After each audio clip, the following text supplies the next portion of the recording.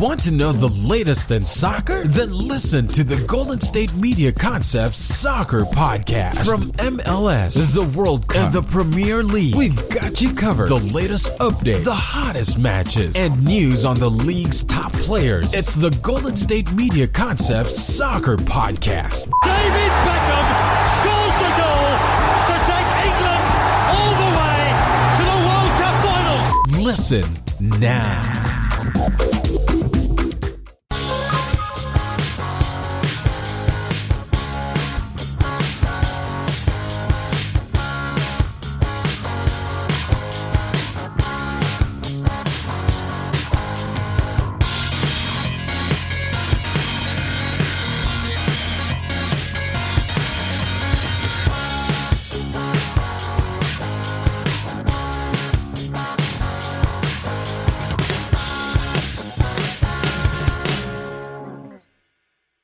Thank you for tuning into the GSMC Soccer Podcast, brought to you by the GSMC Podcast Network. I'm your host, Steven Melendez, and I'm going to be bringing you the latest and greatest in soccer news from around the world. Welcome back, everyone, to your favorite soccer podcast. As you guys know, I am Steven Melendez, and I am so excited to keep on talking about soccer with you guys. We have a lot to get into for today's show. Obviously, we had a lot of interesting games going on domestically. We got some very exciting cup matches going on later on this week, and of course continuing my top 10 series. I know you guys enjoy that, so let's just get right into what we're going to be talking about in today's show. For the first part of the show, we're going to be talking about the Premier League. As you guys know, that is the league that I cover the most, the one that I follow the most. So we're going to be talking about that first, just all the exciting games that we had. We had a very exciting, was supposed to be a very exciting matchup between Man City and Liverpool, two of the top teams in the world, really, and that kind of ended up being a one-sided affair there. But then we also had some interesting games, also, from other teams throughout the week, or I guess I should say weekend. Second part of the show, we're going to be talking about the other top 5 leagues, doing the same thing as we've done, pretty much for the past couple shows, talking about some of those other top 5 leagues, the games, what's going on in the standings. Third part of the show, like I said, we do have some big-time cup matches coming up. The Copa Del Rey and Copa Italia semifinals are already underway, or I guess Copa Del Rey is about to go underway. Copa Italia is kind of halfway through. They're about to start their second leg. So we're going to be doing a little preview of each of those games in the third segment. And lastly, we're going to be talking about the top 10 current France players in the world. Easily one of the best countries in the world. I mean, that's why they're ranked third. They won the last World Cup for a reason. They got a lot of talent on that team, and I can't wait to talk about that list. There are a lot of great players there to talk about. So let's just get started with the Premier League. There were a lot of interesting games. I already talked about the Everton Man United 3-3 tie that was very back and forth, but we also got some games between Tottenham, West Brom. We got Wolves versus Leicester City, Chelsea versus Sheffield United. Could Chelsea get back, continue their good form under Thomas Tuchel? Yeah, like I said, Man City versus Liverpool. Big chance for Man City to create a huge lead over Liverpool in their chase for this Premier League title that seems to be theirs for the taking. And then you had Leeds United versus Crystal Palace. So let's just get started with Tottenham versus West Brom. Obviously, Tottenham, as we know, have not been in good form. Coming into this game with 3 straight losses, and a lot of and I think 2 of those losses were at home. So not what you would expect from a Tottenham team, led by Jose Mourinho. That was actually the first time Jose Mourinho had lost 2 straight games at home in his entire managerial career. So that this form of Tottenham is, very, very poor. They have not been playing well together. I understand they didn't have Harry Kane for a lot of it, but they did have him here. So, obviously everything's back to normal for them. So they got Harry Kane back and they win 2-0 over West Brom. Song and Kane continue to play great off each other and just individually as well. And they got the 2 goals in this game. And this was pretty much one-sided. Early on in this game, West Brom actually looked very solid. They were getting a lot of opportunities. They just couldn't capitalize them. They only had 1 shot on target in this entire game. And of those 4 total shots that they had, I'm pretty sure 3 of them were in the early parts of this game, like the first 10 minutes. they just couldn't capitalize on them. And from that point forward, it was pretty much all Tottenham. The pressure was just too much for West Brom. They couldn't control the ball, couldn't really maintain any sort of momentum. And Tottenham were pretty much controlling the entire game. They just couldn't really get anything going in the first half offensively. It kind of felt like how it's been for Tottenham for a lot of this season, or at least since they kind of started taking a dip in form, where they just can't find decent looks. There's not a lot of chemistry on the floor. You can kind of tell when players take a shot. There's one guy that, I mean, it's always the case, but it kind of just feels like a little extra. Like guys are kind of like disappointed in one another, and it kind of felt that way in the first half. But then in the second half, things started to turn around for Tottenham. They started to get a few more looks, a few more efficient looks, I should say, and they were able to put it home with Harry Kane slotting home a pretty easy shot for him for a number 9 of his caliber, because West Brom's defense was just atrocious starting that second half. 4 minutes later, Song on a beautiful counter from Tottenham was able to put in his goal as well to make it 2-0 for Tottenham, and which they rode all the way to a 3-point victory. To claim all 3 points. But it's just if it wasn't West Brom, it's hard to believe that Tottenham would have come away with a victory in this game, because they did, even though they did dominate West Brom, they were putting a lot of pressure, and they were keeping a lot of the ball. They had 66% possession in this game. It still felt like their attack was lacking something, other than those few opportunities in the second half where they kind of felt that they were getting their momentum back against a team like West Brom. That's going to happen, but like I said, it's just hard to imagine Tottenham having this kind of easygoing game where they didn't really have much of a threat in their defense, because it's a team like West Brom who have been very, very, very poor this year. They're in a relegation battle. They're one of the worst attacks in the league, and their defense is by far the worst in the league. So the fact that they, I'm looking at they've allowed 54 goals in 23 games. 54 goals. That is absolutely atrocious. That's almost 15 more than the next worst team with 39, Crystal Palace. I mean, that's just terrible. So like for them to, you would expect a team with the amount of talent that they have in their attack, with Dembele, Lucas Moura, Lamela, obviously Kane and Song, to score more than 2 goals, and I don't know, it just felt like it should have been a lot better from Tottenham, but still, you can't deny they got 3 points. That's what they were going into this game looking for, and it was a nice way to get back into winning form. They're still behind Everton, by 1 point, behind West Ham and Chelsea by 3 for one of those top 5 spots. So, they still got a lot of more, room to work with, but they need to turn it around now. There's no, dropping any more points. It's not. They don't have that luxury anymore. So next we got Wolves versus Leicester City. This game ended in a 0-0 draw. Both teams kind of struggling to get efficient looks on the in their attack. Wolves only had 1 shot on target of their 13 shots. Leicester City didn't do much better, only had 3 shots on target of their 13. Both teams were passing it around pretty, decent. Both had over 80% pass accuracy, though Leicester City did have a slight advantage in possession with 57%. But it was just kind of a back and forth affair of the defenses. I give credit to both defenses. They were putting a lot of bodies in front of the ball. Not letting either team have decent looks in the attack. But in the end, you just kind of would expect one of these teams to come out on top, with the way, especially the way Leicester City's been playing.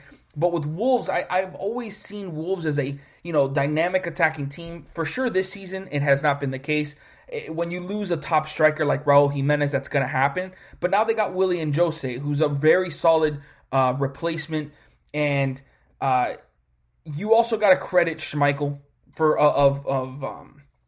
of Leicester City. I mean, obviously the goalkeeper, who made a really nice save late in the game to keep this thing leveled and keep Leicester City with the 1 point.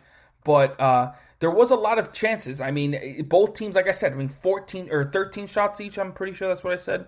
Yeah, 13 shots each. They both had opportunities. I mean, you put up 13 shots, that's decent for a full game.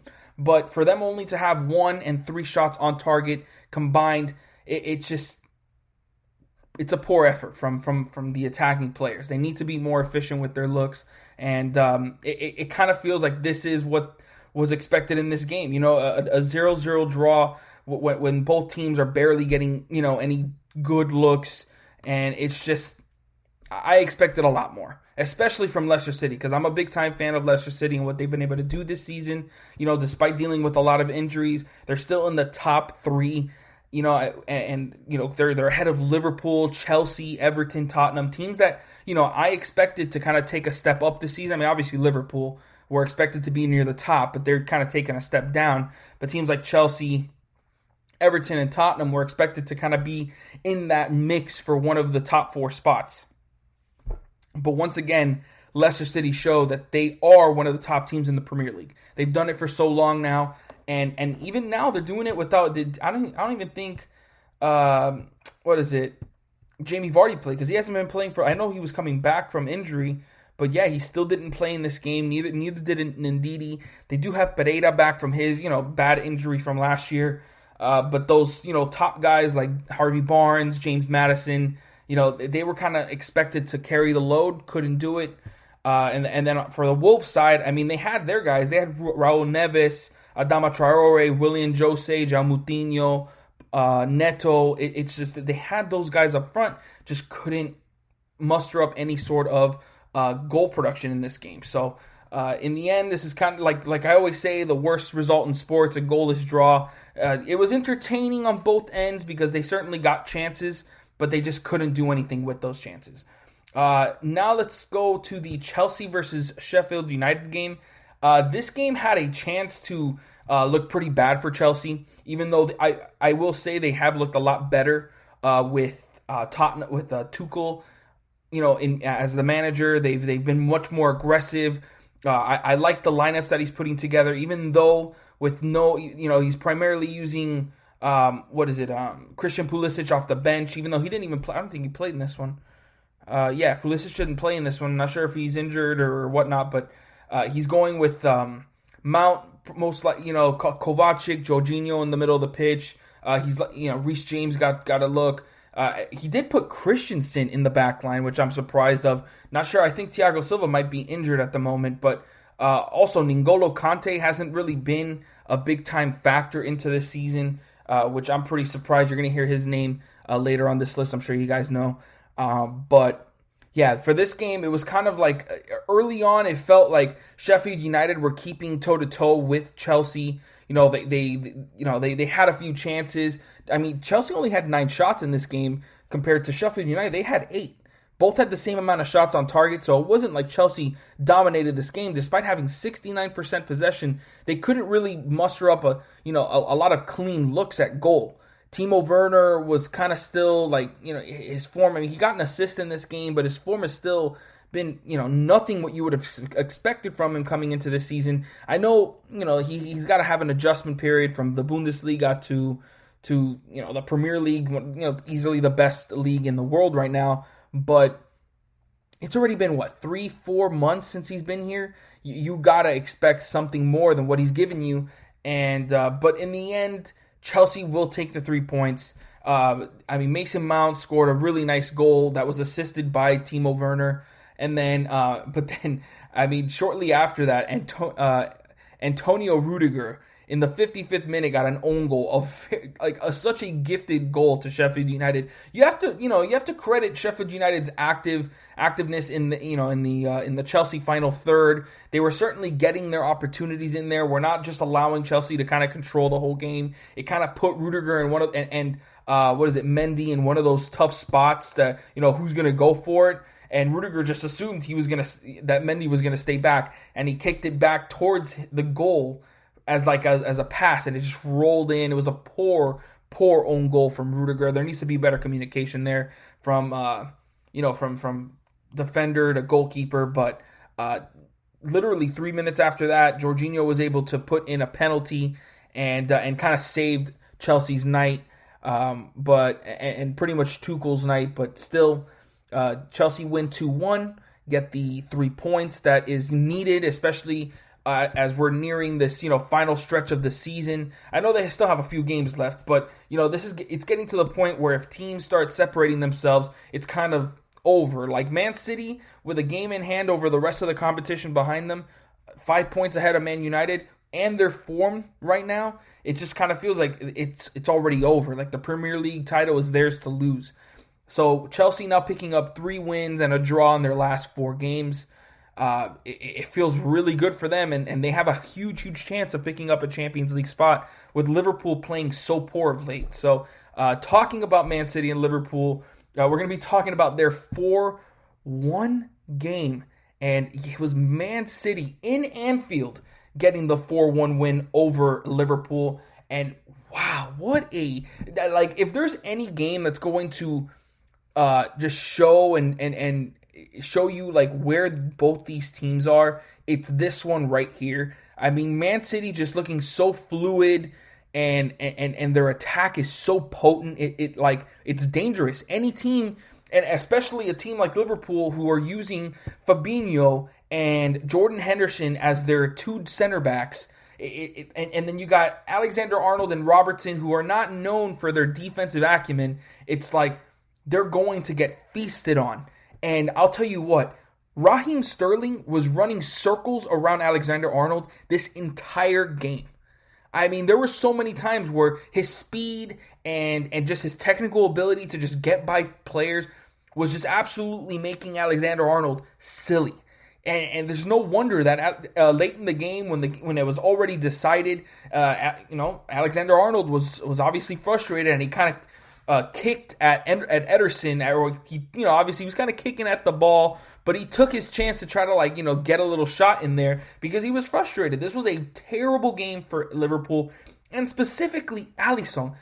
I just finished doing a top 10 Brazilian players in the world, and I put Alisson second. But off of this game, he should have dropped 3 spots. He was absolutely atrocious in this game. There was a stretch where he made a terrible decision. Luckily, his defender was there to kind of clear it up. Man City still got the ball, but then it kind of bobbled around and ended up back in his feet, which he would then give it up again. Literally, right after he had already made a bad decision or a poor error, he gave the ball right to a Man City player, and then they would come down. It was Phil Foden. He would make a beautiful, which, by the way, that kid is absolutely incredible. Ridiculous what he's been able to do. There's a reason I put him in my top 10 England players in the world right now. He's playing absolutely incredible.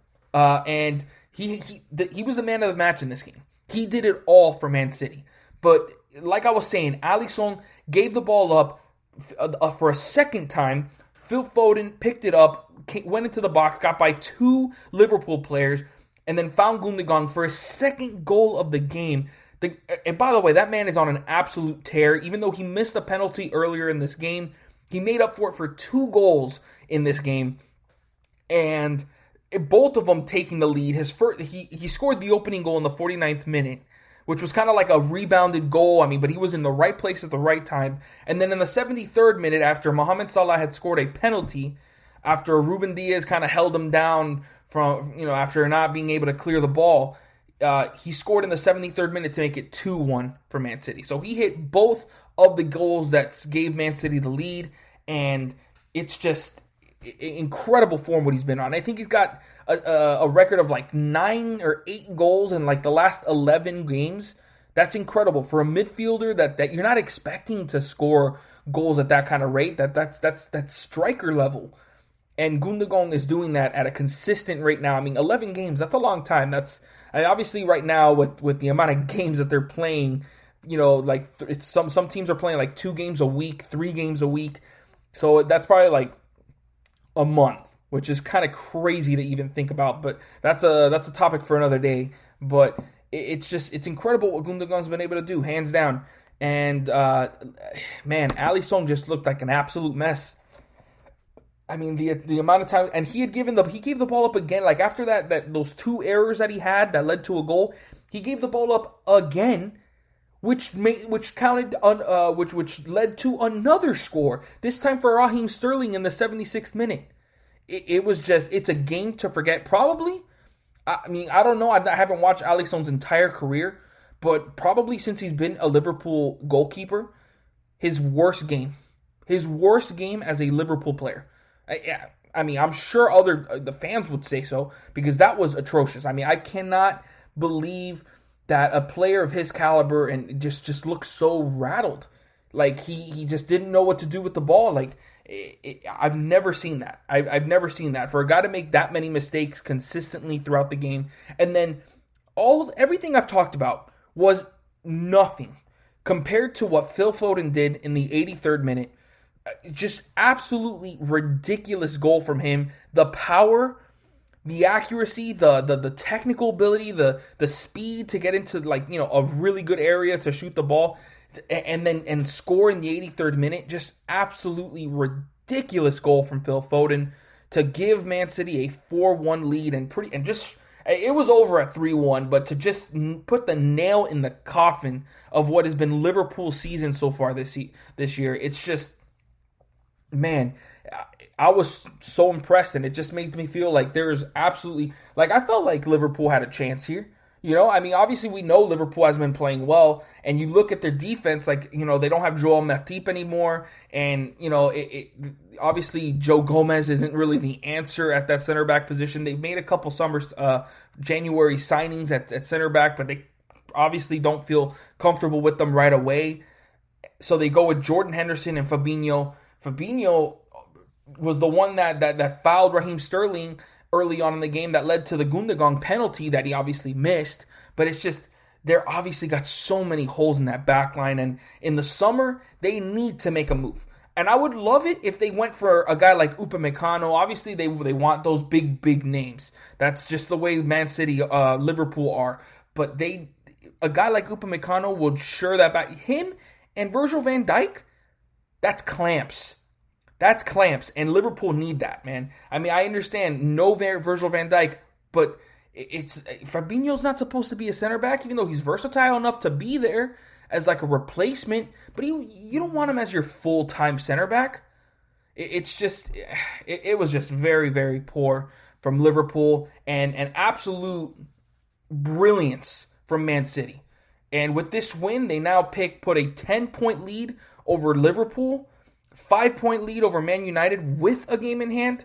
It really, really feels like it's Man City's season to lose, and I just don't see anybody being able to stop them. Just with the way that their defense has been, and that's always been the question with Man City: can their defense play at a high level and keep them in games? In this season, it's been like their greatest asset, and it's huge, and it really makes me feel like this could be the year that Man City really turns it around in the Champions League. Because I know in the end, you got to score goals, but they've always had a potent attack. And with Gundogan scoring like that, and you got to remember, they don't even have De Bruyne. I didn't even mention that they don't even have De Bruyne on their team. It's oh my God! So when they get him back, it's just going to be even worse for teams. So it's just I really feel it's the defense that they have shown with Ruben Dias and John Stones in that back line, which has been absolutely, like I said, clamps. That's how it's been for Man City this season with those two guys back there. It's been huge. I mean, 14 goals allowed. The second best team is 22 with Tottenham. So it's just incredible season for Man City, incredible game, and it's just it's been a very exciting season from them. But yeah, that's going to wrap it up for this segment. Make sure you guys stick around because when I come back, I'm going to be talking about the other top 5 leagues right after this.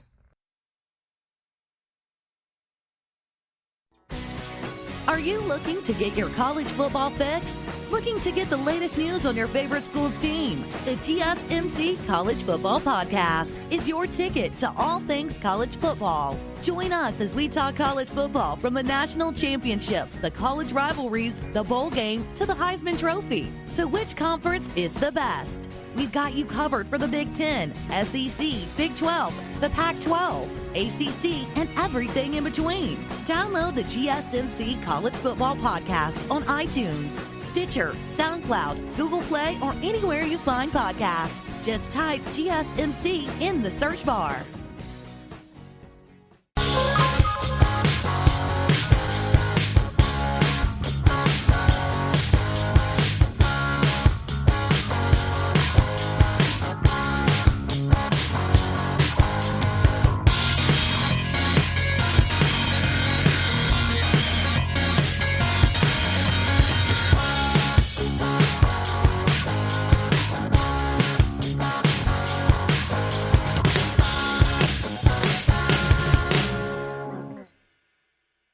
Welcome back, everyone. If you missed the last segment, we went over the Premier League, talked about some of the games that happened this weekend, and of course, discussed the table as things are wrapping up. Well, not wrapping up, but, getting closer to that final stretch of the season. And now we're going to be talking about the other top 5 leagues. We had a lot of interesting games going on in each of the leagues, so we have a lot to talk about, and we're going to start off with Serie A, move on to Bundesliga, La Liga, and then, of course, Liga. So, without further ado, let's get started with Serie A, where we had a couple interesting games, some big-time teams taking care of business, like AC Milan, who pretty much gave up their lead at the top of the table with Inter Milan winning on Saturday, but then they took back that lead of the table, which they've had pretty much this entire season, or I believe they have had the entire season, with a 4-0 win over Crotone. And, this was just incredible football played by AC Milan. I honestly, they've probably been playing this well all season. They've been at the top of the table, like I said, all season long. So, obviously, they've been playing great football. But, looking at the way that they were just picking apart Crotone, who early on in this game actually looked pretty decent. But, as it went on, AC Milan just got more comfortable and were just picking them apart. It was easy pickings for AC Milan as Ibrahimovic and Ante Rebic picked up a brace each to make it 4-0 for AC Milan in this game against Crotone.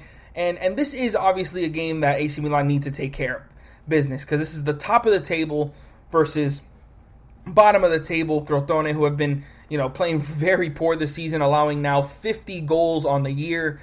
And the attack has not been that good at all, either near the bottom of the league. That's why they have a league worst negative 28 goal differential. They did win a game, 4 games ago, but obviously, they just have not been playing well. There were some good signs for them, as early in the game they were getting comfortable, getting a couple looks. They couldn't take advantage of them though.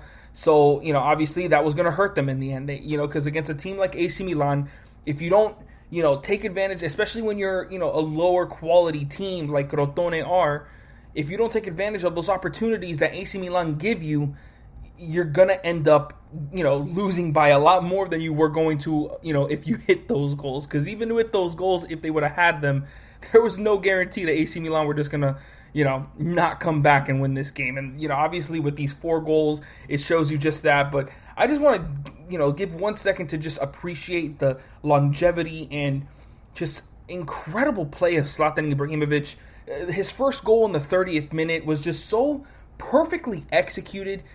There were so many Crotone players in the box, but he kind of hesitated a bit with the ball, gave it to Leao, who then gave a really nice through ball to Zlatan Ibrahimovic as he was cutting inside the box, and the finish was just what you would expect from Zlatan Ibrahimovic. He's not going to miss from there.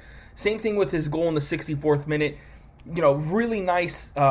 Just team play, which is pretty much where most of these goals came from. There was no penalties, no easy, open field. It was a lot of just, defense cutting passes that AC Milan were putting together with, multiple, connections, and it just tore Crotone apart. If AC Milan keep playing this way, there's no doubt in my mind they're going to end up winning the Serie A title, even with Inter Milan, right behind them, only 2 points behind the league leaders, AC Milan. It's just been extremely impressive from them, and this game was just another example of that.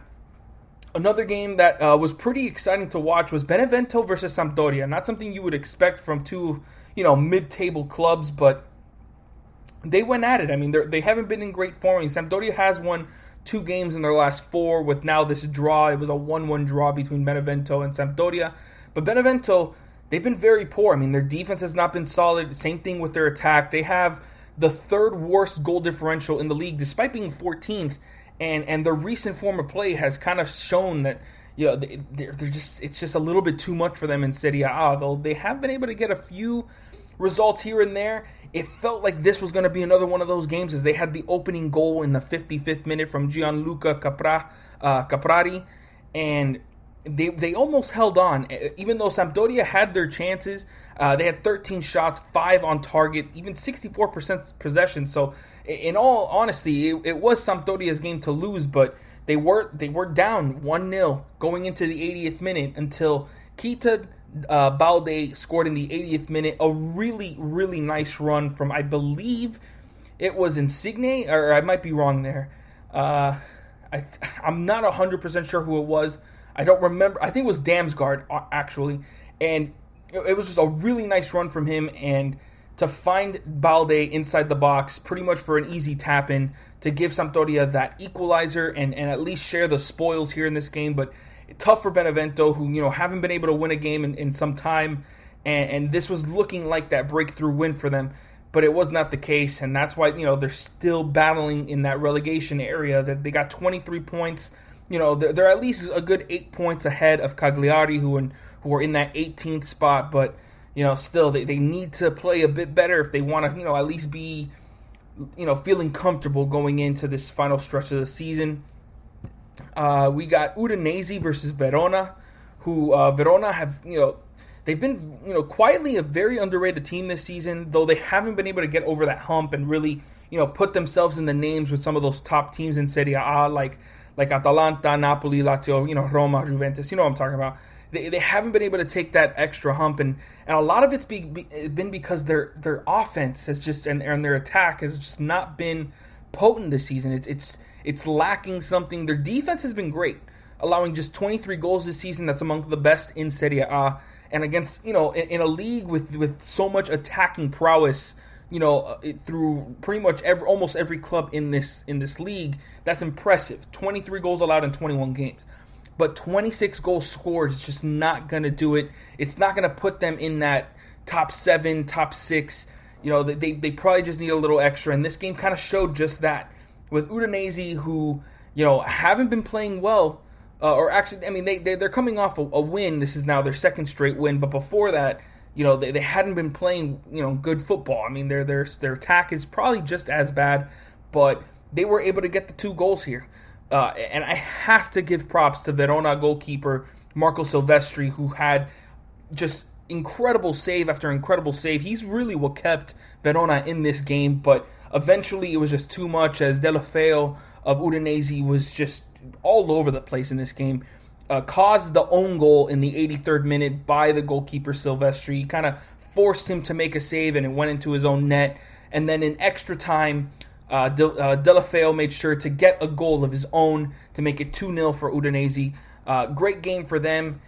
Big time win as they now creep up, a little bit further in that. They're now mid-table. They're in 11th place. What is it? 9 points ahead of Cagliari for that relegation zone. So they're surely feeling much more comfortable, especially with their, stronger to play of late. 2 wins, 2 draws in their last 4 games. So solid from Udinese and missed opportunity for Verona. Bologna versus Parma. These are 2 of the, worst teams in the league. Parma in that relegation zone with only 13 points in 21 games. We're probably looking to try to turn things around here, and it was expected for Parma to have a tough season. Even though they do have Gervinho, he's a legend of the game. One of those underrated players, but losing Kulusevski as he was on loan last season was surely going to make things difficult for them. But it was just too much for Parma. Bologna got a great performance from Musa Barro, who was just pretty much doing whatever he wanted in front of goal. He got a score in the 15th minute, got a brace in the 33rd with some very, very clean finishing. And Bologna, take this game 3-0 over Parma. And Parma, it's been tough for them, man. And you look at some of the games coming up, since they're in that relegation zone, they're taking on Verona next, Udinese, Spezia. So those are 3 games. I mean, even though Verona's going to be a tough one, and Udinese are playing better of late, I mean, those are still games that they can maybe try to get a point out of. So they need to find a way to play better, because if not, they are not going to be in Serie A past this season.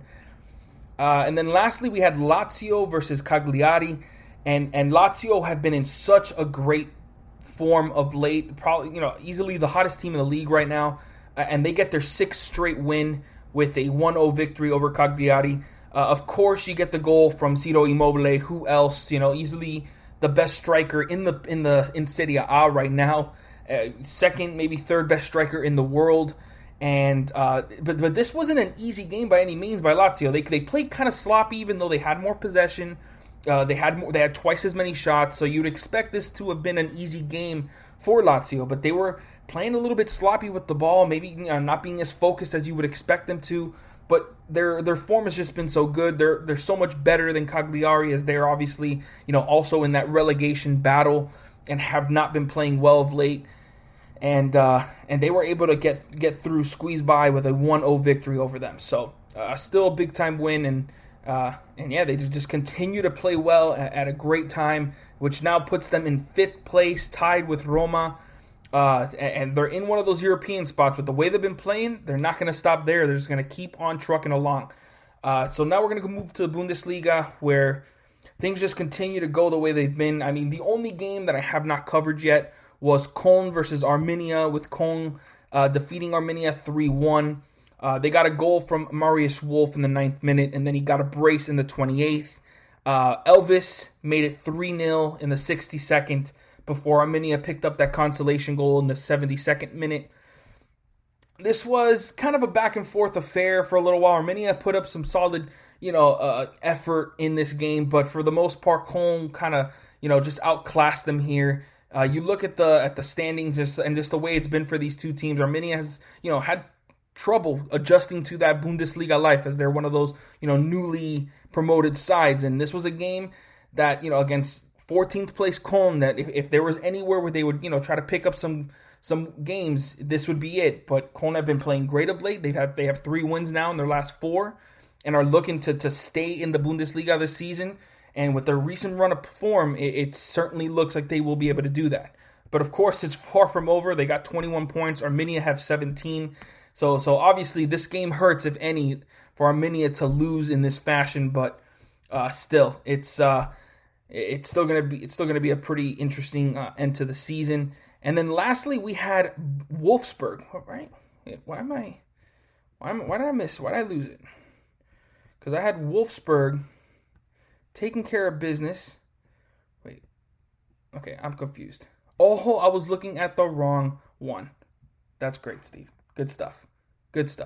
All right, so the only game I didn't cover was Eintracht Frankfurt versus Hoffenheim, where Frankfurt took care of business versus Hoffenheim 3-1. Just continuing to play, at like one of the hotter teams in the Bundesliga, which was certainly not expected entering the season. Surely I felt like they were going to be amongst the mid-table clubs, maybe even upper mid-table, but I didn't see them battling for a Champions League spot, which is where they're squarely in right now, with 4 wins and a draw in their last 5 games. They're a point ahead of Leverkusen, and they've just been playing great. Their attack has been so smooth. It's the second best in the entire Bundesliga. And of course, now with Luka Jovic entering in, which obviously along with Andre Silva, who's been probably the second best striker in the Premier League in the Bundesliga this season, they've been great. And Philip Kostic picked up the opening goal for Frankfurt in the 15th minute, before Hoffenheim in the second half, early on in that second half, were able to equalize. But then in the span of 2 or 3 minutes, Frankfurt were able to put this game away with goals from Ndicka and Andre Silva scoring their goals and giving Frankfurt their 3rd straight win and 4th in their last 5 games. Just huge for them. And I mean, it's been great. Really, really good football from Frankfurt. And it's pretty funny because before the season started, I was trying to figure out which team I would be a fan of, and I ended up picking SC Freiburg, but I did like a quiz about them telling me what kind of, what do I like in a football team and all this, and after I did that quiz, it ended up telling me that Frankfurt were the team I should pick. They're always competitive, usually always stay in the Bundesliga, obviously not top tier talent, but are always still competitive, and I was like, whatever, I mean, but I still ended up picking SC Freiburg because I liked their, underdog mentality and just how they were able to play well in the Bundesliga last season. But man, now it's kind of looking like maybe I should have picked Frankfurt because they are doing so well. But yeah, now we're going to move over to La Liga, where we had some interesting results. Firstly, Atletico Madrid drawing to Celta Vigo 2-2. And I mean, Celta Vigo put a heck of a just competition here against Atletico Madrid. I mean, up until this point, Atletico Madrid have just been just wiping the floor with all the talent that is in La Liga. They were running away with the La Liga title because, behind the incredible striking of Luis Suarez and just the overall team play. But Celta Vigo in the 13th minute opened up the scoring from Santi Mina. Of course, then you got a brace from Luis Suarez with some excellent team play. I mean, that's just been Atletico Madrid's bread and butter. Just the amount of playmakers they have that can just get Luis Suarez the ball. And more often than not, when he gets the ball inside the box the way he did in this game, he's going to put it home. And 2 for 2, he put it into the back of the net. Gave Atletico Madrid a 2-1 lead early on in that second half until late in the game. Celta Vigo did not go down without a fight. Facundo Ferreira in the 89th minute picked up the equalizer and would shock Atletico Madrid. I mean, I couldn't believe what had happened here because, I mean, there were certainly missed opportunities for Atletico to go ahead, but Celta Vigo were not going to, go down without a fight, and they certainly didn't do that. 2-2 draw between Atletico Madrid and Celta Vigo. Barcelona and Real Betis had a pretty interesting fight. Real Betis scored the opening goal from Borja Iglesias in the 38th minute. It wasn't until the 59th minute that Barcelona would score their first goal, of course, courtesy of Lionel Messi. And then an own goal from Victor Ruiz of Real Betis would give Barcelona the lead. Victor Ruiz would then equalize for Real Betis until Francisco Trincao in the 87th minute scored the winner for Barcelona, giving them a 3-2 victory over Real Betis. Huge victory for Barcelona, who now have, what I'm looking at here is 5 in a row, but I'm going to go back to see this. They got 1, 2, 3, 4, 5. Yes, is it 5? No, 6, 7, 8? 8 straight victories in La Liga. They've obviously turned it up a notch and are now 8 points behind Atletico Madrid, even though they still have a game in hand. So it's obviously still, all Atletico, but you got to be encouraged with what you've seen from Barcelona of late. I mean, they've been playing great in La Liga, and obviously I'm a little worried about that because we got that PSG-Barcelona Champions League game coming up pretty soon. And with them being probably in the hottest form that they've been in on all season, not the best time to play them. But still, great start for them, or at least, great run of form from them of late. What else we had? Real Sociedad finally, pull it together and get a convincing win over Cadiz. First win, and I can't even remember how long because they have been in such a poor run of form. But they defeat Cadiz 4-1. Mikel Oyarzabal picks up a 26-minute penalty, scores 8 minutes later to make it 2-0. It goes into halftime 2-0. But then Alexander Isak, in the span of 5 minutes, gets a brace of his own to make it 4-0 for Real Sociedad. It did not help that Marcos Mauro of Cadiz picked up a red card. So Cadiz were at a man disadvantage the entire second half. However, they still were able to get a consolation goal in the 65th minute as Real Sociedad kind of took their foot off the gas pedal a little bit, but you'd expect that. But still, it wasn't a completely dominant victory for Real Sociedad, something that we have not seen for some time. I mean, still, it is Cadiz. They've been, they haven't been terrible, but they've been in that bottom half of the table for, pretty much all season. And now they're in, 3 straight losses for them. And this is the first win in a long time for Real Sociedad. They had needed to do it for them to get any chance of getting one of those European spots. And the only thing they can probably eye for is that Europa League spot, where they're battling with Villarreal for that 5th spot in La Liga table, because Sevilla, Real Madrid, and Barcelona, and of course Atletico, have kind of run away with that top 4. So yeah, maybe this is a sign that Real Sociedad are kind of getting their act together, but you look at their next couple games, and let's see what they got. They take on Getafe, another easy one. Then they do the Europa League against Man United. Then they got Alaves. They take on Real Madrid, Levante, Granada, Barcelona, Athletic Club. So they've got some easy ones in there. They got some, obviously some tough ones like Real Madrid, Barcelona. And then they got the Europa League mixed in there. So they got a lot of games coming up in February and March that are going to be vital to their outlook of the season. So lastly, we're going to go to Liga, where we had the top of the table clubs taking care of business. Lille defeating Nantes 2-0. PSG taking care of business against their rivals Marseille, 2-0. You had a 90th minute red card from Dimitri Payet that was dirty. I mean, cleats up right into Marco Verratti's backside. It was, I mean, he kind of made it look like from the way his reaction was, it might have been a mistake, but it was still dirty. But man, what an opening goal from Mbappe. The jets on that kid, man. Just absolutely speeding down the line. Nobody could catch up with him, and then scores on the run. This beautiful goal from Kylian Mbappe just shows you his incredible ability to just hit the pace, man. It's all about that pace for him. And he was able to get that goal. I already talked about the Lyon 3-0 win over Strasbourg. So all three top teams, and also Monaco, defeating Nimes 4-3 in a really exciting match there. You had a hat-trick from Alexander Golovin, 2 in the first half, and then a 62nd minute goal. But Nimes never went away, man. Even when it was 4-2, they got a goal in the 81st minute, but then it was still, too little too late for them. And Monaco were able to get another win. That's what, now 6 in a row? I'm going to look at that. 1, 2, 3, 4, 5, 6, 7.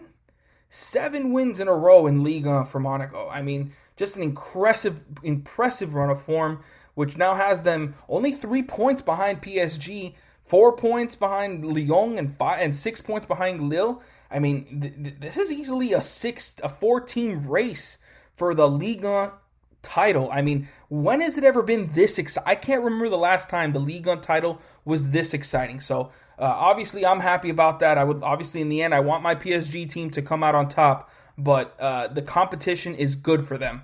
So that's going to wrap it up for this segment. Make sure you guys stick around, because when I come back, I'm going to be talking about the Copa del Rey and Copa Italia semifinal previews right after this. Tired of searching the vast jungle of podcasts? Now listen close and hear this out. There's a podcast network that covers just about everything that you've been searching. Hey! The Golden State Media Concepts Podcast Network is here. Nothing less than a podcast bliss with endless hours of podcast coverage. From news, sports, music, fashion, cooking, entertainment, fantasy, football, and so much more. So stop lurking around and go straight out to the Golden State Media Concepts Podcast Network. Guaranteed to fill that podcast itch. Whatever it may be. Visit us at www.gsmcpodcast.com. Follow us on Facebook and Twitter, and download us on iTunes, SoundCloud, and Google Play.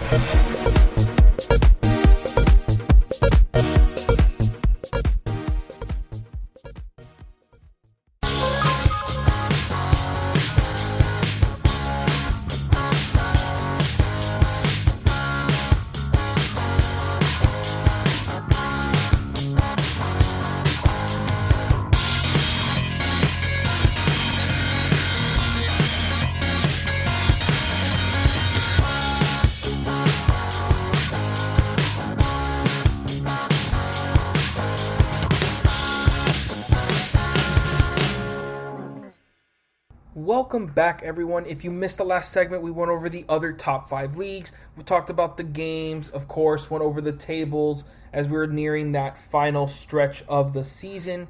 And now we're going to be talking about the Copa Italia, Copa del Rey semifinals. And I forgot to mention, we got a little Coupe de France also, but it's the round of 64, so not a lot of big games, a lot of those lower division teams going up against, the teams from Liga. So really, there's not much to talk about in there, but I will mention it a bit for any of you Liga fans out there. So first, let's get into that round of 64 games. Just to kind of get them out of the way, let's talk about some of the matchups we got going on. So we got Lyon, obviously we got Marseille, Monaco, Lens, Nimes, Nice, Lille going in there, PSG fighting as well. We have Rennes versus Angers. I think that's a pretty solid matchup. Obviously, Lens versus Nantes. Those are 2 Ligue 1 teams going up against each other. Same thing for... I think it was that one. Lens and Nantes. Strasbourg and Montpellier, 2 Ligue 1 teams. But for the most part, I mean, most of these teams, like Lille, PSG, Marseille, Lyon, Who else? I mean, even the Monaco. Maybe I said Monaco already, but Rennes as well. I expect those teams to easily go through against some of these, lower French club teams. Like it's. I mean, of course, anything can happen. I mean, we're talking about football here. That is the beauty of it. Any of these teams can make it through, and that's kind of what I love about these, French Cup, Spanish Cup, competitions, because it lets any of those lower division teams have, a historic run and try to make a run for those cup titles. But I don't expect that to happen here. I mean, more often than not, PSG usually always comes out on top, or at least makes it to the final. I don't know the stats, but I guarantee you PSG has won somewhere around 7 of the last 9. I mean, I'm almost guaranteeing that. So obviously you got PSG as that favorites in this competition, and this is the first time those teams actually make it are in this competition, because the round before that 7th round, you had all those lower division teams kind of going up against each other, just kind of how it always is for those English cups and stuff like that. So they had a lot of those games going on. A lot of them went into penalties, but they're, like I said, there's not much to talk about here. Those games haven't happened yet. The teams are taking. There is a team called Paris FC, which, quick fun fact, PSG actually wanted to be called Paris FC, but that name was already taken by that lower division club, so they weren't able to take it. But honestly, I'm glad of it, because I mean, even though Paris FC, I guess, kind of looks clean, it's just kind of like, it's like, it kind of feels like the official Paris team. PSG, Paris Saint-Germain, that's kind of, that's unique. Really, there's no other team that's kind of like that. I like that about them. But yeah, I know I'm getting off topic because there's really not much to talk about. It's not like I know anything about what Dijon, Shocks, Shocks, probably Show. That's probably how you say it in French.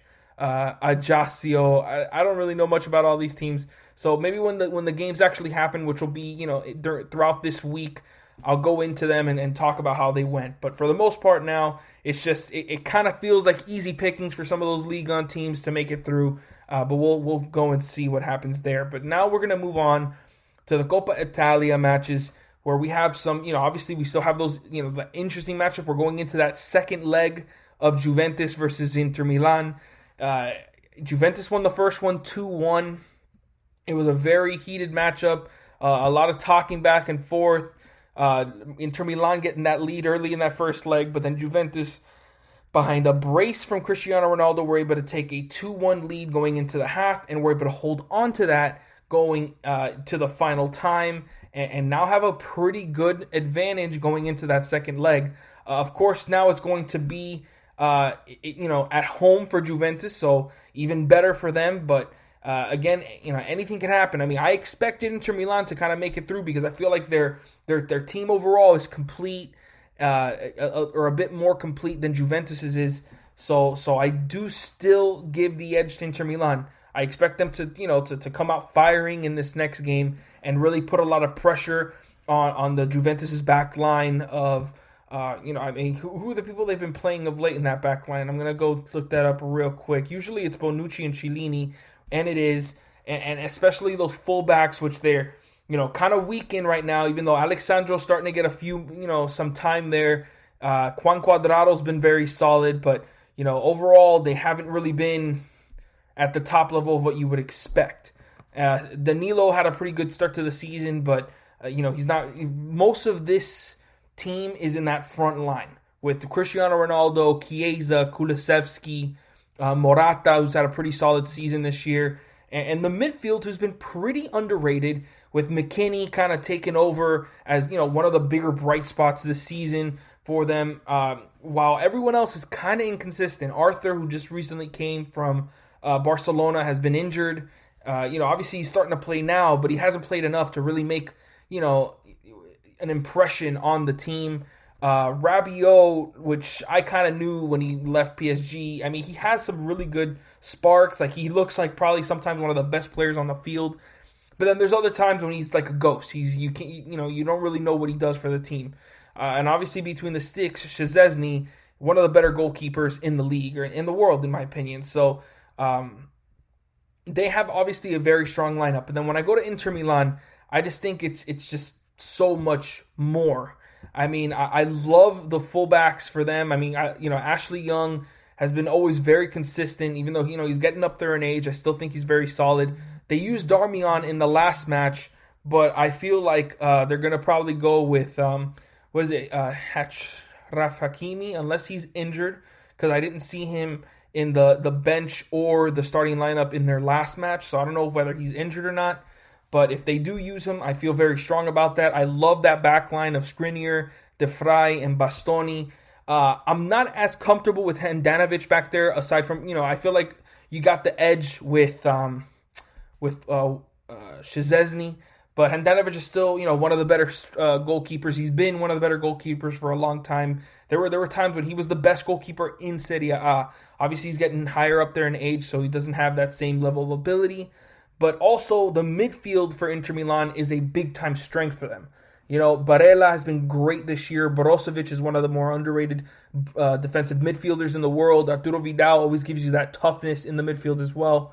And then, of course, the bread and butter of this team, which is their front line of Lautaro Martinez and Lukaku. You have to remember that Lukaku didn't play in that first leg for Inter Milan. I don't know whether it was for injuries or whatnot, because he wasn't on the bench, so it must have been injuries. But Lukaku didn't play. So if Lukaku plays and they have Lautaro Martinez, you have to give the edge to Inter Milan, because I just feel from top to bottom, they're much more complete. And I expect that to play out, even though Juventus have been playing much better of late. You can say the same thing about Inter Milan. They've been the second best Serie A team this year for a reason, and I expect that to show up in this semifinal second leg and Juventus to get eliminated. And then the other matchup we have in the Coppa Italia, we have Atalanta and I believe Napoli, if I can get to that.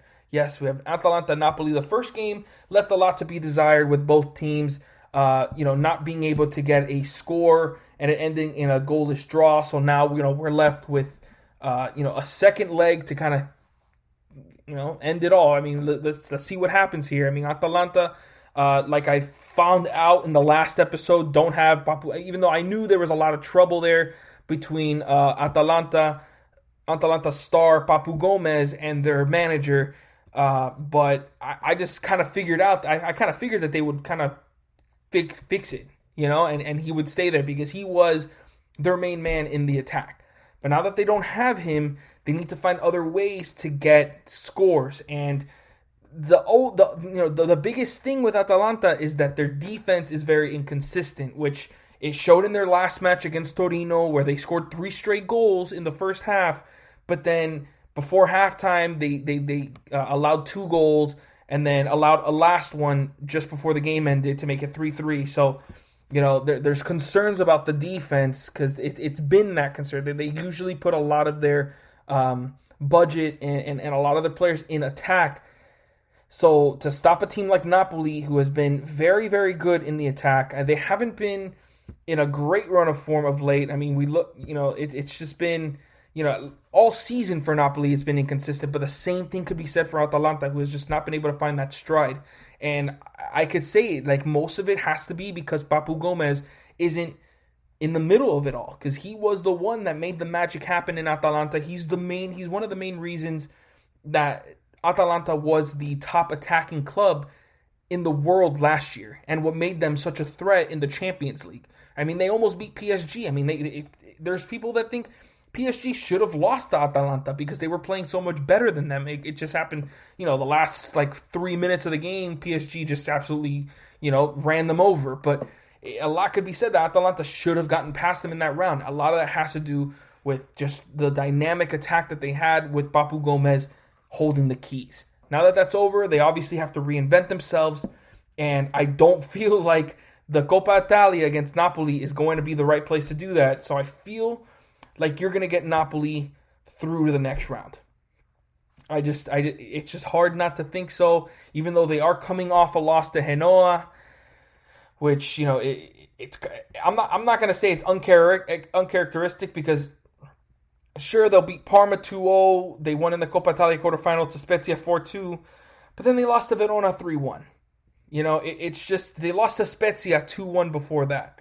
And it's just been a lot of inconsistencies from Napoli this year. Which team do you think is going to show up? But I think for this game against an Atalanta defense that is very suspect, I feel like Hirving Lozano, Victor Osimhen, if he gets the look, Lorenzo Insigne is going to really give it to him. Zielinski as well, Politano. I feel like they're all, just ready for this game and are going to be giving it to Atalanta. I see Napoli moving on to the next round, where we will see Inter Milan and Napoli battle it out. It's going to be a very interesting match. Two of the top teams in the league. We'll just have to wait and see what happens. But that is what I expect to happen in that competition. Now we're going to be moving on to Copa del Rey, where we have, I was really disappointed when I saw this draw, because even though, yes, we get a very juicy and exciting matchup between Sevilla and Barcelona in the semifinal, that means we're not going to get to see that in the final.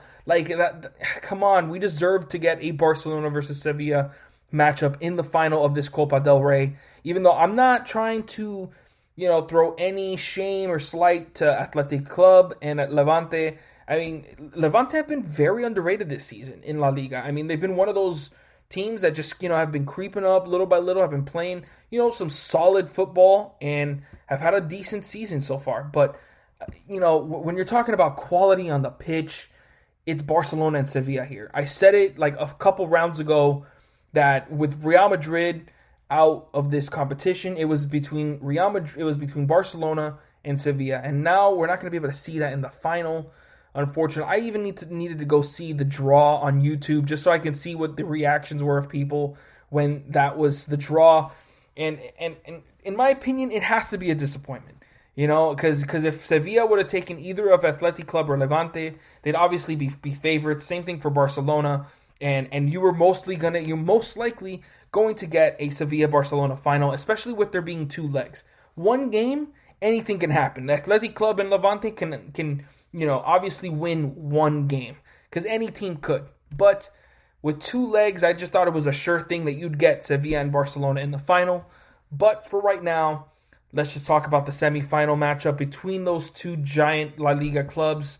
Sevilla, who now have brought in a top player like Papu Gomez, look just so much better. I mean, yes, they brought in Ivan Rakitic in the summer, and that was obviously a huge move because it shored up their midfield. But now when you bring in a creative, magician-like playmaker like Papu Gomez, that just takes their attack to a whole other level. It allows them to just open things up now. And that's kind of what they needed, because Lucas Ocampos, Luke de Jong, Youssef En-Nesyri, all those guys are, Munir El Haddadi, Suso, all those guys, in my opinion, are all, attack-minded players. Guys that you need to get in the right positions to, really make magic happen. Papu Gomez does that. Even Ivan Rakitic does that as well, but he's not, he's one of those guys that you'd want as a holding midfielder to control the tempo. Obviously you want him to come up a little bit because he's got magic as well. He's been doing it for Barcelona for years, but he doesn't have that playmaking prowess, that vision, that magic creativity that Papu Gomez has been showing for Atalanta. And now that he's here, I think he's just going to take Sevilla to a whole other level. I mean, yes, he's 32, so he's getting up there in age, but I mean, he hasn't shown any signs of slowing down, over the past two seasons. And I think he's going to do wonders for this team. And I also love the back line. The young Frenchman, Jules Koundé, or Koundé, probably how you say it, is along with Diego Carlos, are a great backline defense. Along with Jesus Navas, they're just, it's really, really solid. And I just think overall this team is super sound. It's a very complete team. In my opinion, when Papu Gomez moved there, I actually said that this was going to be my team for La Liga. This was going to be the team that I'm going to be rooting for in La Liga, because I absolutely love what Sevilla are trying to do. Putting a really good group of players together, and I feel like it's going to work out. I mean, they're doing solid this season. They're battling Barcelona and Real Madrid for one of those, the top 2 through 4, because obviously Atleticos, like I've said time and time again, are running away with it. And I feel like next season with Papu Gomez there, they have a chance to really make a run for a title. But, then you look at the other side. You got Barcelona, who are easily in their best stretch of the entire season. They've won somewhat like 7 straight games. They're obviously one of the more, talented teams in the world, with guys like Lionel Messi, Antoine Griezmann, Frankie de Jong, Mark ter Stegen, who else we got in there? Lenglet, why am I missing the Gerard Piqué, Serginho Dest, Ousmane Dembele, Ansu Fati. I think Fati's injured though, but it's like you're getting you understand what I'm saying. Like, this team is absolutely stacked. It has so much talent up and down the roster, and it feels like now they're starting to work well together, even though there has been a lot of drama with whether Messi's going to be leaving.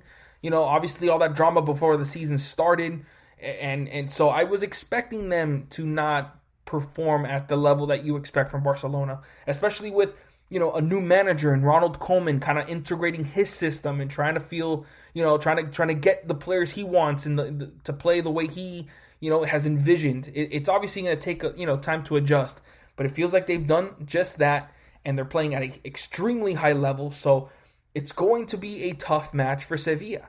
I mean, Barcelona are a formidable opponent, as they would be any other year. I mean, obviously, if Lionel Messi leaves, that's a whole other story. I mean, I actually am a proponent to think that Barcelona can still stay at a high level, even when Messi leaves. But, of course, anything can happen. I mean, they kind of fell apart earlier on this year, and even with Messi playing great, so who knows. But, I mean, this matchup between Sevilla and Barcelona is going to be so exciting to watch. I'm definitely tuning in. I mean, it's this Wednesday on February 10th at 3 p.m. So, 3 p.m. Eastern for me. So if you guys are thinking about it, I mean, this would be the match you want to see. It's going to be super, super exciting. But I've talked about it enough. I can go on about this matchup forever.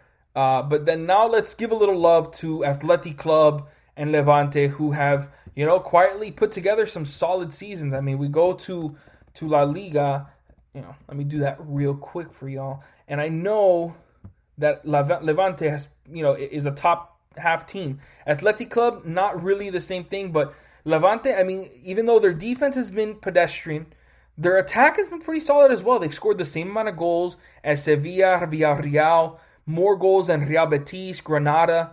Their defense, like I said, it just hasn't been that good. That's why 31 goals scored, 31 allowed. They've been middle of the pack. That's why they're 9th place. But with 27 points in 21 games, it's better than what I'm sure a lot of people were expecting. And for Athletic Club, it's kind of been, really solid defense. I mean, 26 goals allowed in 21 games. That's a decent average. But then, 28 goals scored. You need to do a little bit more than that in order to really separate yourselves from that mid-club level, and they just have not been able to do that. They got 2 wins in their last 5 games. They've been decent, while Levante have 2 wins in their last 5 games as well, but they got 3 draws in there mixed, so they haven't lost in a little bit. So they're looking pretty solid as well. But then let's see where am I at? Here am I. But then you look at the last round. Levante were able to defeat Villarreal 1-0 with a late goal from Roger Martí in extra time in the 121st minute. I mean, dramatic win, especially with Villarreal pretty much dominating that game. They had 26 shots to Levante's 11. It was pretty much supposed to go Villarreal's way. And I remember talking about this game with you guys. It felt like Villarreal, it was just meant to be for them until it wasn't. They just had so many opportunities to score goals, but you have to credit Levante's, their resilience to just continue to push forward and not allow Villarreal's dominance in this game to shy them away from, really putting into their attack. They only had 2 shots on target the entire game, but they made one of them count, and they were able to move on. And for Athletic Club, they were able to defeat Real Betis, who are another team that has been playing pretty solid in La Liga this year and have more talent than them. But in this game, actually, Athletic Club played better. They got a goal, even though they also got a late goal. They got a goal in the 94th minute, in the 4 extra minutes of added time at the end of regulation. So it kept them in the game. No scores in extra time, and then in penalties, they absolutely just destroyed Real Betis, who fell apart in the penalty period, scoring only 1 penalty in that time, while Atletico put in 4 and just ran away with this quarterfinal matchup to now face off against Levante. And I'm sure both these teams are looking at it like they dodged a bullet. They don't have to take on Sevilla or Barcelona. They now have a pretty decent chance of making it into that final round. And I honestly am not sure who you would go with here. I mean, I'm kind of leaning towards Athletic Club because I feel like their attack is so much more potent with Inaki Williams. And then you have, I'm pretty sure this is the team with Raul Garcia and Danny Garcia. I just feel like, it's a lot better. I like Unai Simon. I feel like it's a very solid team. And I just feel like they have more bodies that they can throw at Levante. And I feel like that's going to eventually, mess with Levante's defense, which has been struggling this year. And while Levante's, attack hasn't been that great throughout this competition, and they did put 4 on Valladolid, but, only 1 against Fuenlabrada. So it really depends on which team shows up. Is it going to be the one that scored 4 goals against Valladolid or 1 against Villarreal and only had 2 shots on target? I'm going to bet on the one that's been inconsistent in attack, and I'm going to go with Athletic Club over these 2 legs. So that's going to wrap it up for this segment. Make sure you guys stick around because when I come back, I'm going to be talking about the top 10 current France players in the world right after this. This is your ultimate stop for everything sports. The Golden State Media Concepts Sports Podcast. Should I say more? From the NFL, MLB, the NBA to MMA, it's all in here. The Golden State Media Concepts Sports Podcast. Listen now.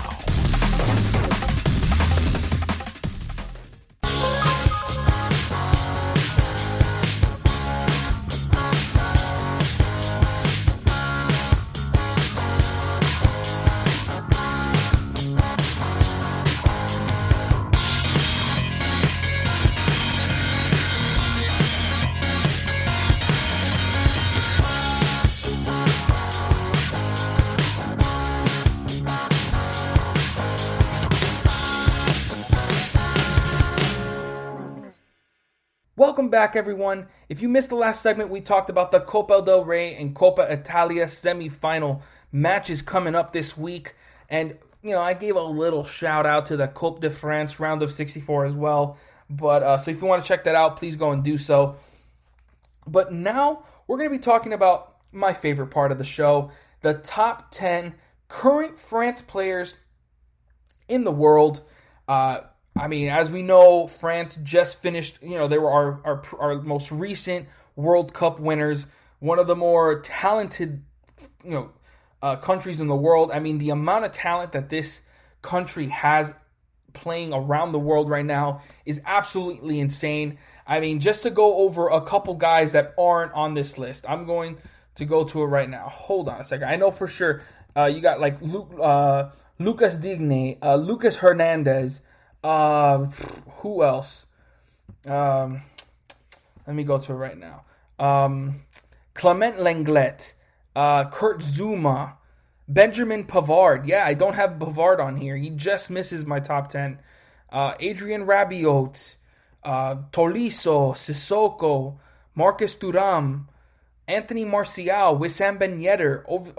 Olivier Giroud's kind of up there in age, but still, it's just so much talent, and I'm missing a bunch of players. I mean, but it's just absolutely ridiculous amount of talent that France has had over the years, and they're like pretty much at their peak. I mean, I feel like for a few years, 2 more World Cups, they can be close to favorites, if not favorites, honestly. And a lot of these players are going to be a big-time part of all that success.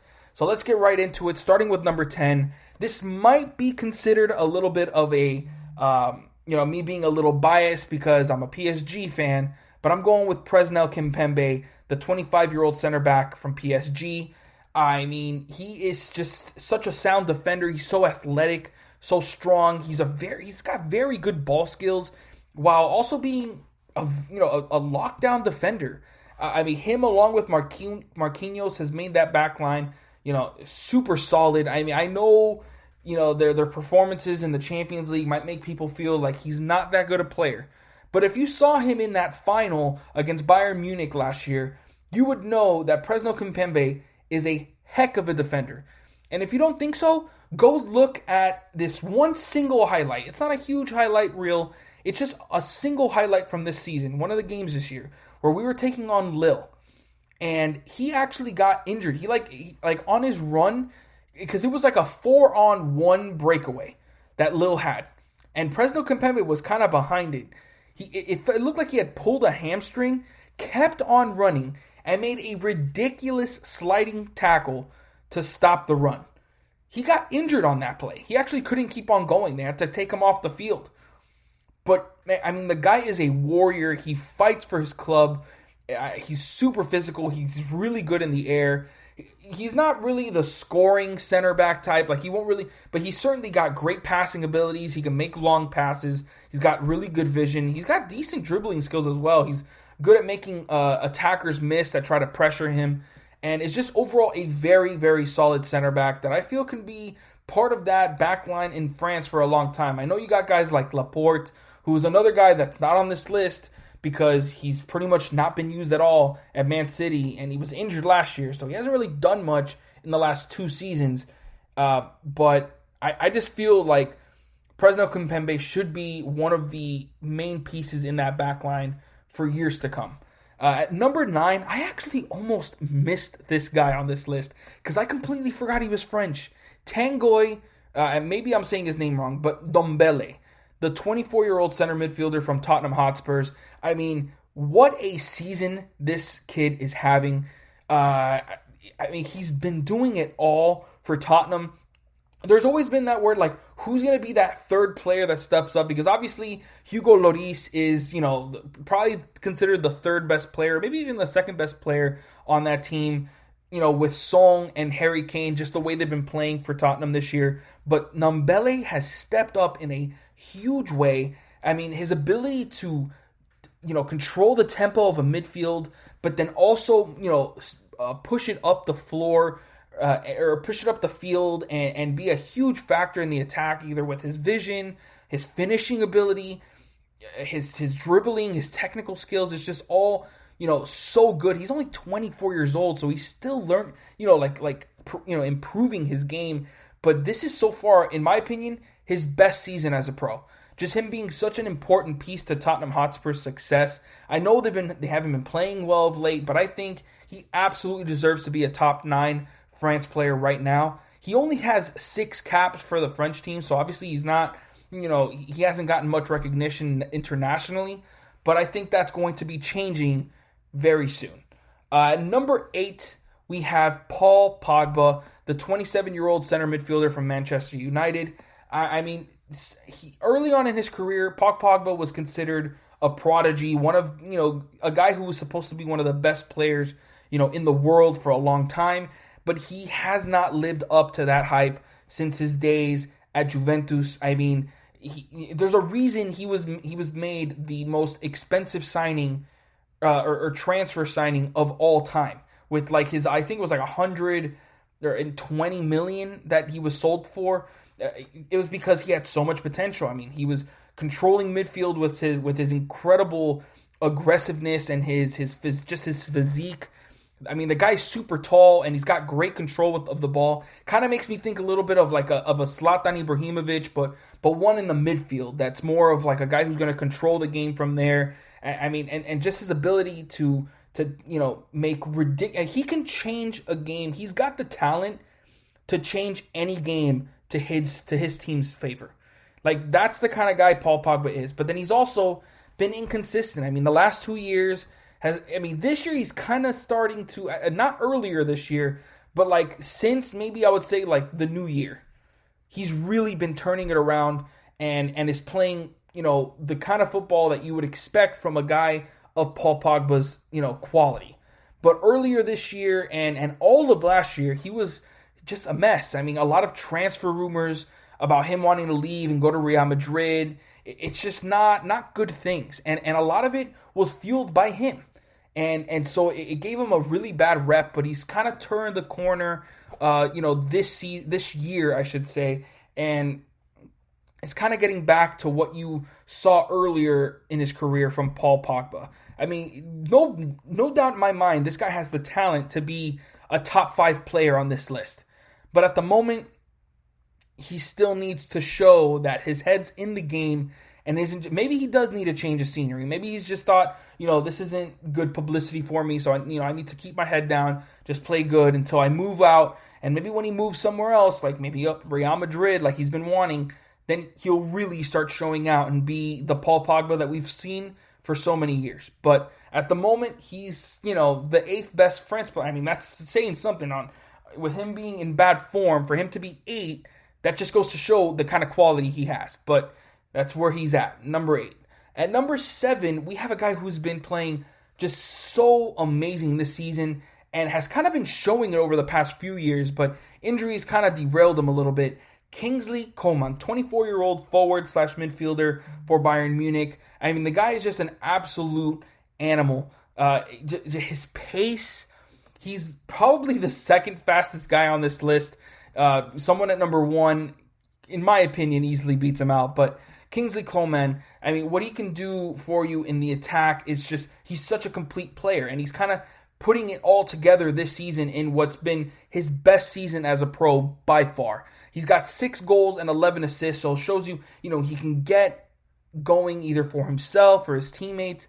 He's got the vision, the playmaking. His crosses are pinpoint. His dribbling skills are excellent. He's able to make guys miss multiple times. And then his finishing ability is very solid as well. It was something that, you were kind of hoping for when he was showing signs earlier in his career. He just wasn't putting it all together, throughout a season. But this year he's absolutely showing that, and it kind of points back to like what he did for them in the final last year. He's the one that scored the game-winning goal. He's the one that got that one goal for Bayern Munich against PSG in the Champions League final. And it just goes to show that was no fluke. He is, just showing up for Bayern Munich. Is one of their most important players this year. That's why he's getting regular time, especially in a team as stacked as Bayern Munich. He has been one of their most important players, and that's why Kingsley Coleman comes in at number 7. And honestly, I'm thinking maybe he should be even higher on this list. But at number 6, we have Rafael Varan. Honestly, I was very low on this guy for a while. I was thinking about putting him even lower on this list, but there's no denying that Rafael Varan is a world-class defender. It's just that with that, what am I trying to say? With me saying that, there's obviously going to be a lot of criticism going his way when he makes mistakes. And I forgot what it was. I'm pretty sure it was a Champions League game where he just made mistake after, I think it was this group stage against either Mönchengladbach or Shakhtar Donetsk, where he just made 2 critical mistakes that led to goals. And it just, like, when I kept looking at the way he played, it just felt like he had no discipline. But then, obviously as the season went on, you can't really judge someone on one game. Alisson just had one of the worst games of his career. But does that mean he's not one of the top goalkeepers in the world? Absolutely not. He's still, one of the best. So the same thing is said about Varane. Obviously, he would have probably been top 5, maybe even top 4. But with, those inconsistencies, I had to drop him a bit. He's still one of the, first, choice players for the French national team. He's got 71 caps for them. And he's, got 17 goals in 349 matches played. He's an excellent player. He's got a lot of physical tools.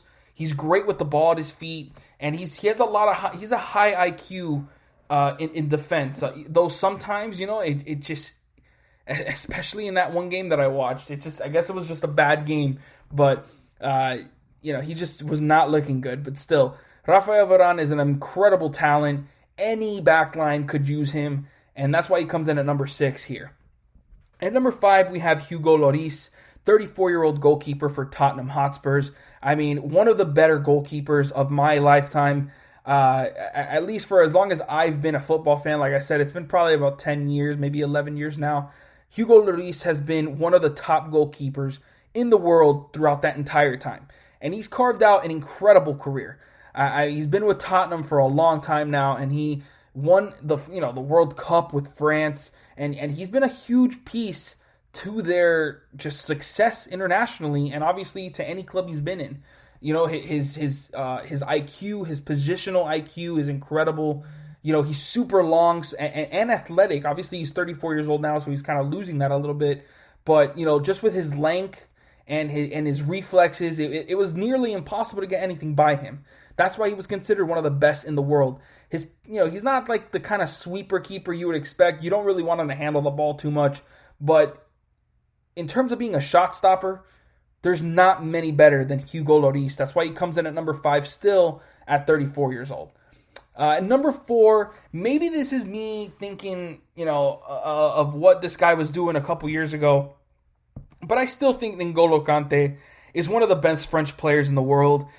29 years old, center midfielder for Chelsea. I mean, he is such a master of controlling the tempo of a midfield. I mean, his defensive abilities is some of the best that you'll see in the midfield. I really don't know many players that are as good as him in the midfield in terms of defensive qualities. But then also to turn that defense, into solid passes and just getting the ball up the floor or up the field to his attackers. He's super good at that, and his positional IQ is incredible. Just to always be in the right place at the right time. He always makes the right decision. It's just that this year, I mean, he would have probably been top 3, maybe top 2 if he had continued to play. I mean, and also this needs to be said. There is a reason that when Leicester City won that Premier League title, I believe it was in 2016, 2017, or it was 2015, 2016, I believe, that he was one of the best players on that team. That was actually the year that he kind of blew up. But then there shouldn't be any doubt that N'Golo Kante was one of the main reasons of that success when he moved to Chelsea literally right after that year, and they won the Premier League right after when he joined. Chelsea. It's just a back-to-back Premier League titles for N'Golo Kante, and he was the Premier League Player of the Year that year. So obviously N'Golo Kante, during that time, N'Golo Kante was probably at the top of the world in terms of midfielders. He's obviously not played at that same exact level since then, but he's still an incredible talent, is able to do pretty much whatever you need him to in the midfield. Defensively, just the progressing passes, whatever you need, and that's why N'Golo Kante comes in at number 4. At number 3, we have Karim Benzema. In my opinion, probably one of the more underrated strikers of our lifetime. I mean, the amount of times that I hear people kind of talking bad about Karim Benzema, especially, when he would make a mistake during a game, because sure, he's going to get a lot of chances at goal. He's a Real Madrid striker. The amount of talent that is around him is incredible, so he's going to get chances. He's not going to hit them all, but you look at these stats, 629 matches played. He's got 301 goals and 129 assists. That's incredible. That is an incredible career that Benzema has carved out, and I don't think he really gets much love in terms of some of the best Real Madrid players of all time, which I believe he absolutely should, and he's still having just solid seasons since Cristiano Ronaldo left. Some could say Karim Benzema is probably Sergio Ramos is their best player, but their second best player, or maybe even their most important player, because with Cristiano Ronaldo gone, where are they going to get the goals? Obviously, they're relying on a lot of younger players like Vinicius Jr., Lucas Vazquez, Asensio, but it never really worked out that much with at least 2 of them. Vinicius Jr., the jury's still out there, but Karim Benzema kind of carried the torch of the attack for them and had an amazing season last year and is still having a really solid season this year. So I feel like Karim Benzema is just so underrated. At 33 years old, is still doing it, at the top of his game, still one of the best strikers out there, and he sits here at number 3. At number 2, I got Antoine Griezmann, the 29-year-old forward for Barcelona. I don't really feel like Antoine Griezmann has hit his peak yet. I know he's 29, he's in his prime, but I still feel like there's more that he can give. He's an amazing finisher. He can pass the ball with the best of them in terms of forwards. He's got great technical skills. He can, and it's just, amazing in terms of clinical finishing, but he just has not taken that step forward since joining Barcelona from Atletico Madrid. It's just because he was at the top of the world in Atletico Madrid. He was considered one of the best strikers in the world when he was there. He moved to Barcelona and didn't really have such a seamless transition. It took him a lot of time to try to, mesh well with Lionel Messi, and Luis Suarez was there at the time as well. So he was used a lot as a left winger, but it kind of didn't mesh well. And I feel like it hurt a little bit of his production and his progression as a player, but there's no denying that Antoine Griezmann is an absolute stud. The guy can easily win a game for any team he's on, and Barcelona are lucky to have him. But at 29 years old, he's about to get on the wrong side of 30, and still just leaves a little bit to be desired. I'm only saying this because I feel like Antoine Griezmann is so talented. He's good enough, maybe not anymore to be number 1, because, we all know the next guy is just, a next generational talent. But Antoine Griezmann is just, an incredible talent. He absolutely deserves to be number 2 on this list, and that's where I have him. So now at number 1, no doubt in my mind, and should be no doubt in any of your minds, I got Kylian Mbappe, the 22-year-old forward from PSG.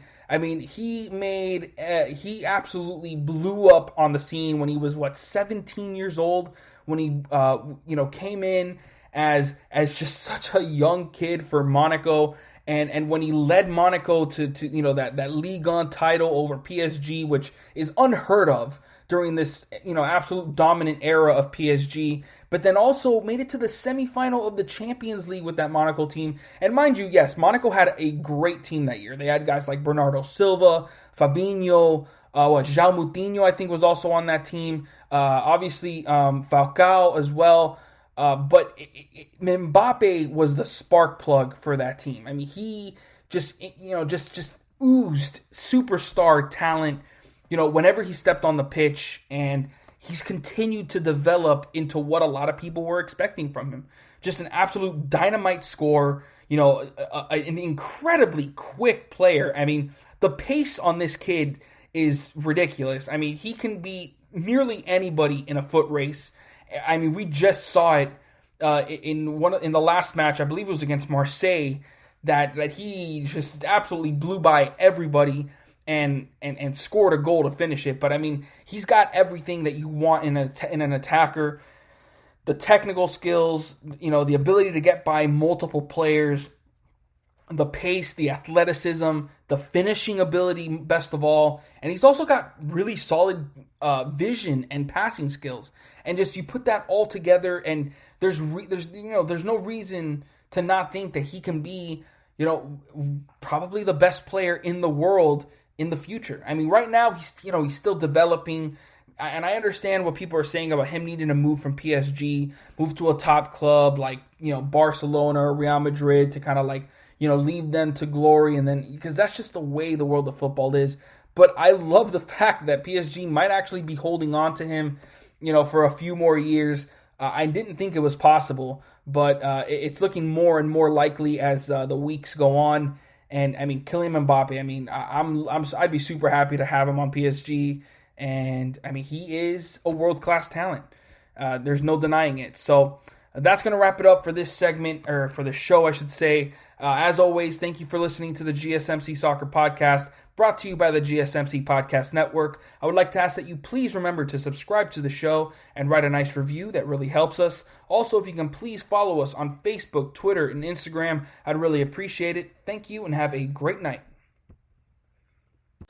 You've been listening to the Golden State Media Concepts Soccer Podcast, part of the Golden State Media Concepts Podcast Network. You can find this show and others like it at www.gsmcpodcast.com. Download our podcast on iTunes, Stitcher, SoundCloud, and Google Play. Just type in GSMC to find all the shows from the Golden State Media Concepts Podcast Network. From movies to music, from sports to entertainment, and even weird news. You can also follow us on Twitter and on Facebook. Thank you, and we hope you have enjoyed today's program.